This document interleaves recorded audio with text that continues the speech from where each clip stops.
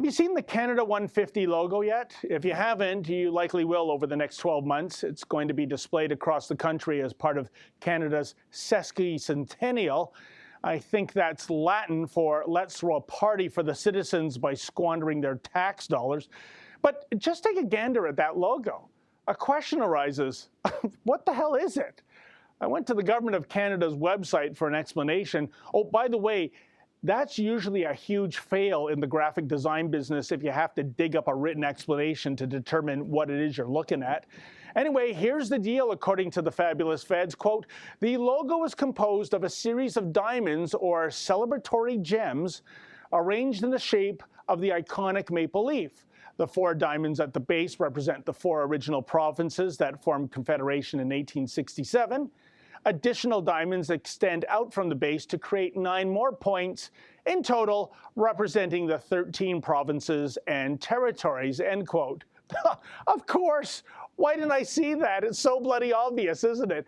Now, believe it or not, this logo is actually an upgrade from the original logo that was chosen in a design contest.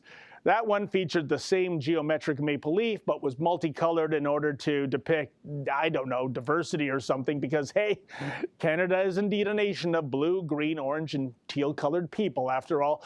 But the Canada 150 logo is just the latest example of how governments and government agencies always manage to screw up when it comes to graphic design. I mean, just check out the new Ontario Progressive Conservative Party logo. Geez, looks like Patrick Brown broke his kaleidoscope. How is this multicolored Rorschach test an improvement over what it replaced? Well, it isn't, which makes it a graphic design fail. Yet, it's one thing for a political party to mess with its own logo. It's quite another to mess with the provincial logo. But the McGuinty Liberals did just that back in 2006, and there was no reason to do so. Check out the original Ontario Trillium logo. Clean, simple, clear, everything a good logo should be. It represented the province for decades. But I suppose this fine logo was looking somewhat dated to the Liberals because, you know, folks, it's important for a province to update its logo in the always competitive government environment. Wouldn't want to lose ground to Prince Edward Island, after all. So the new Ontario logo is this, and it only cost taxpayers $219,000.